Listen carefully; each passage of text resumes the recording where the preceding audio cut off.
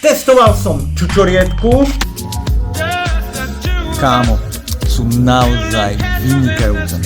Bola výborná a testoval som broskyňu. A dneska som sa rozhodol, že otestujem tentokrát pomaranč.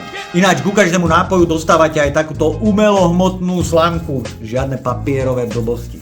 Ja sa ani nečudujem, keď si všimnete videá z nejakých obchodov, kde sa dá robiť priamo jedlo, pitie, že tam predávajú lak z azijských krajín, tak proste tieto malinovky sú tam všade.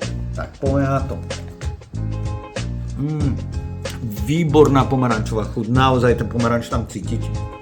A cítiť ho dosť. Určite viacej ako pri našich malinovkách. Je dosť sladká, nie je do kyselá, čiže je to naozaj príjemná sladká chuť. Za mňa veľmi výborné, otestuj, okoštuj hoď ktorú z týchto virálnych korejských malinoviek. Krásny piatok želám, užite si víkend. Moc nepite, radšej si dajte takéto nealko.